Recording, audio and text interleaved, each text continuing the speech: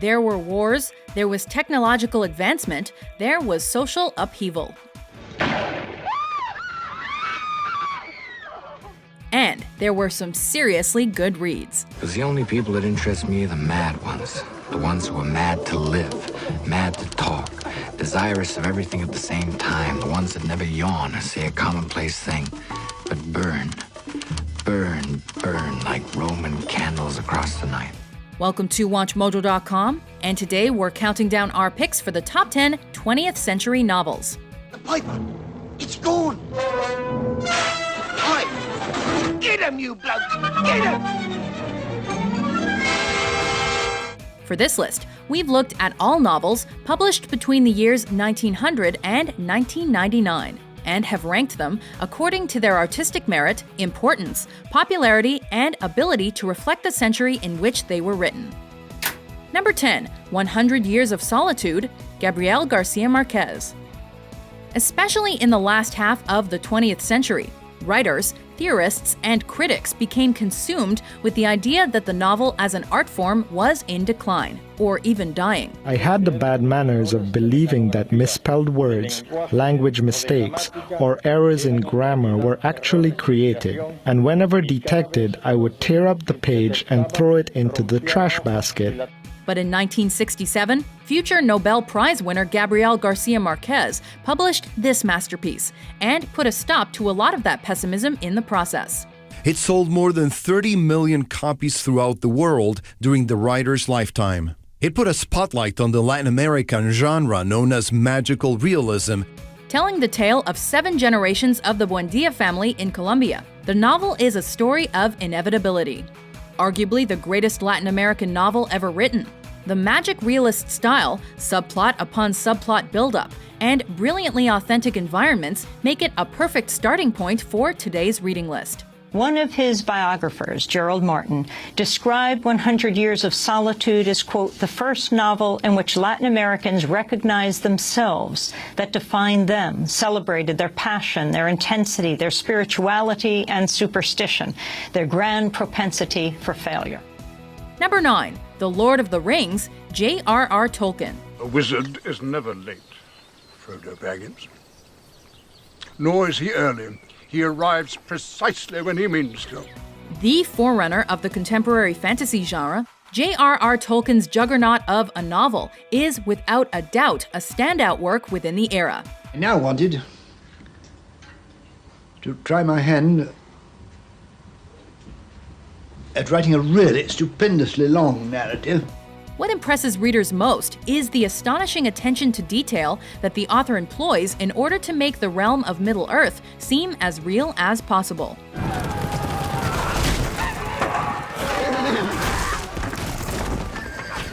In The Lord of the Rings, a band of colorful characters travels through a glorious and dangerous fantasy world in order to rid the land of a deadly evil. One ring to rule them all. It's one ring to rule them all, and one story to wow them.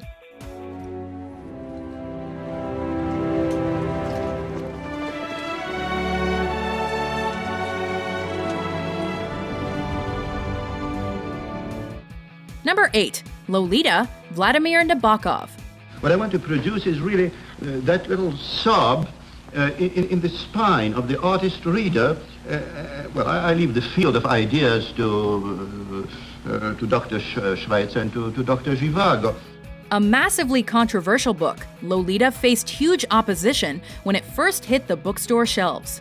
A story detailing the life of one Humbert and his dangerous infatuation with the underage title character. Its graphic presentation and arguable glorification of pedophilia had plenty of people up in arms. Because you don't care about me anymore anyway. Why do you think I don't care about you? Well, you haven't kissed me yet, have you? While critics often debate the predatory instincts of the characters, Lolita opened up international dialogue on sexual abuse, literary morals, and the comedic wordplay of Nabokov. I'll yank you out of Beardsley as fast as it takes me to pack a suitcase unless this stops. Unless what stops? You know what I'm talking about! Take it easy, mister! The Russian author's novel survived its negative publicity, however, and Humbert found himself a seat at 20th century literature's top table, whether you like it or not. I'm saying leave here and come live with me and die with me and everything with me. You're crazy. Number 7. A Farewell to Arms, Ernest Hemingway. Hemingway's driving philosophy was that he wanted to experience life to the fullest. He wanted to do every adventure, see every sight. He's regarded as one of the finest American authors, and A Farewell to Arms is considered the novel with which Ernest Hemingway came into his own. Have you ever loved anyone? Off and on. Split into 5 books, A Farewell to Arms is the first of his works to become a true bestseller, as it follows the story of Frederick Henry, an American serving as a lieutenant in the ambulance corps of the Italian army during World War I. Do you know something? What? I don't think this rain is going to last. I hope not. Do you know something else? What? I don't care if it does. Based largely on Hemingway's own experiences, it is considered one of the finest accounts of one of the bloodiest points in human history. I am ordered to leave the Gazi, but you have better orders from God to remain. I salute your commanding officer. May his blessing go with you. Number 6. Ulysses, James Joyce. Quick! I'll give you just 3 seconds. 1, 2. For many, James Joyce is the father of modernism, and this is his masterpiece. Ulysses reinvents Homer's Odyssey and moves the action to Dublin. Have mercy on Stephen, Lord! For my sake! No! An account of an ordinary day in the city for one Leopold Bloom. The novel is controversially clever, cleverly controversial, a difficult text, and a joy to read. It is true. It was my funeral. How is that possible? By metempsychosis. Oh, rocks. Loaded with wordplay, puns, graphic scenes, and stylistic strangeness, it's an incredible, defining literary achievement. Dr. Bloom is bisexually abnormal. Traces of elephantiasis have been discovered among his ascendants. He is prematurely bald from self-abuse. Ulysses is famous for its epic stream of consciousness, and readers can't help but keep wading into it. He understands the tiny sins, the tiny virtues, the tiny venalities, the tiny advantages that people will look for in life, and nobody else ever did that before, and nobody, I would contend, has done it as well since. Number 5. The Grapes of Wrath, John Steinbeck. Everybody's got to get off. Everybody's leaving, going out to California. Your folks, my folks, everybody's folks. Everybody except me. The American dream played out from within America itself. This story of the Joad family's migration to California in search of a better life and prospects has enthralled readers for generations. Maybe I'll get me a whole wash tub full of grapes and just sit in them and scrouge around in them until they're all gone. On the one hand, it's a rich, reliable historical source. On the other, it's the most provocative of page-turners. No one got the Great Depression like John Steinbeck did, and that knowledge helped him nab 1962's Nobel Prize in Literature.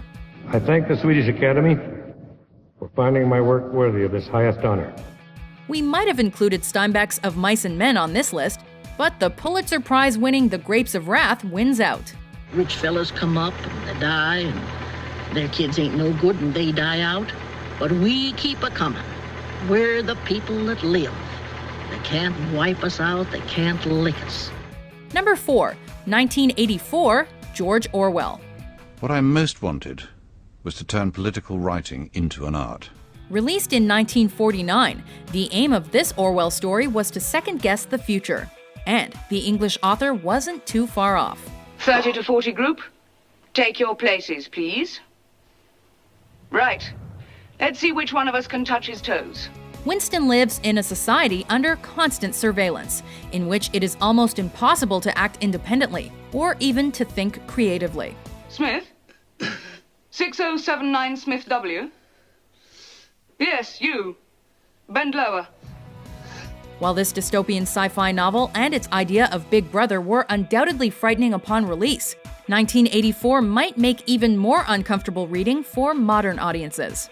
The Spanish War turned the scale, and thereafter I knew where I stood. Every line of serious work that I've written since 1936 has been written, directly or indirectly, against totalitarianism. After all, we spend more and more time in front of computer screens consuming technological culture. We have almost every move recorded by CCTV. Sometimes life really does imitate art, for better or worse. A hierarchical society is only possible on the basis of poverty and ignorance.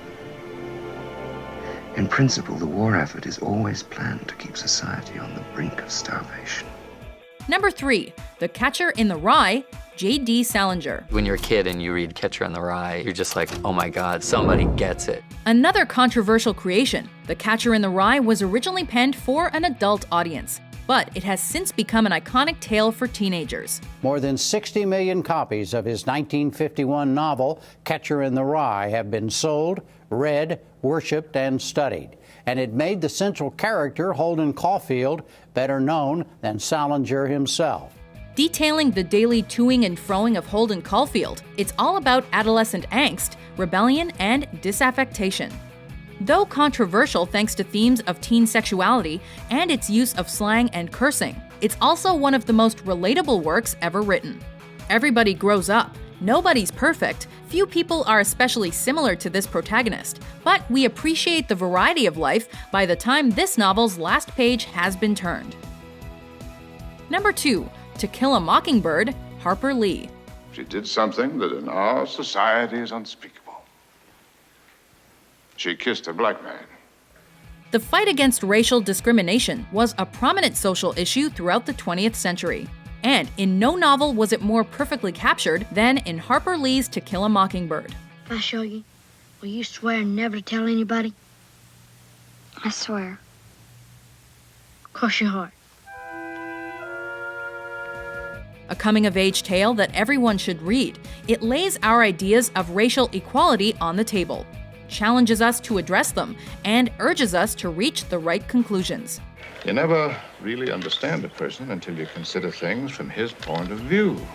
Told by Scout as a remembrance of her youth, the story follows her father, morally upright lawyer Atticus Finch, as he defends an innocent black man against a rape charge. In our courts, all men are created equal. An exceptionally important book that won its author a Pulitzer Prize. It's present on most high school reading lists, and long may that be. There's a lot of ugly things in this world, son. I wish I could keep them all away from you. That's never possible. Before we crack the spine on our top pick, here are some honorable mentions. Piggy's got the conch. That's right. Favor Piggy as you always do. Jack! Jack! The rules, you're breaking the rules. Who cares? Because the rules are the only thing we got. Bollocks to the rules. We're strong. We hunt. Sorry, Captain. No. I know how that must feel. I don't think so. Try not to talk. Just think about nice things. You hear that, Buck? You hear that, huh? You did it. Yeah, you did it. All right, boy. You can ride in with Jason. You're gonna make yourself late again. Oh, no, she's not gonna be late. We're gonna change that right now. Come here. What for? Put the cup down and get over here. This is Schlachthof 5. 5 is English 5. Schlacht is slaughter. Hof is house. Schlachthof 5. Slaughterhouse 5. Your house. You're a wizard, Harry. I'm a what? A wizard. And a thumping good one, I'd wager. Number 1, The Great Gatsby, F. Scott Fitzgerald. They say he's third cousin to the Kaiser and second cousin to the devil. I'm afraid I haven't been a very good host, old sport. You see,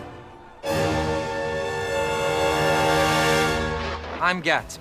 There are few periods more iconic than 1920s America, and no writer captured their exact essence in quite the same way as Fitzgerald. The Great Gatsby is easily the Princetonians' defining achievement. The green light, the yellow car, the glittering highs and gut-wrenching lows. You want too much. I love you now, isn't that enough? I can't help what's past. I did love him once, but I loved you too. This is a novel that takes the most complex components of human life, love and psychology, and sensationally simplifies them.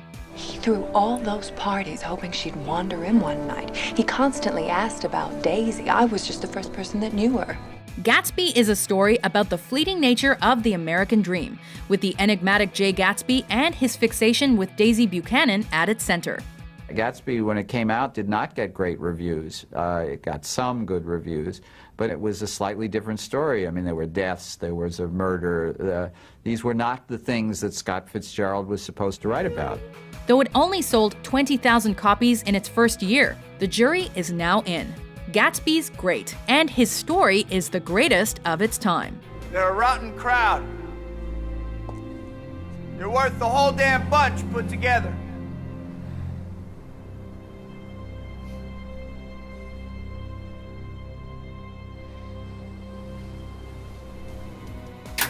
Do you agree with our list? Which 20th century novel did we forget? For more page-turning top 10s published every day, be sure to subscribe to WatchMojo.com. That is the end of the announcement. Goodbye, brother. Goodbye, brother.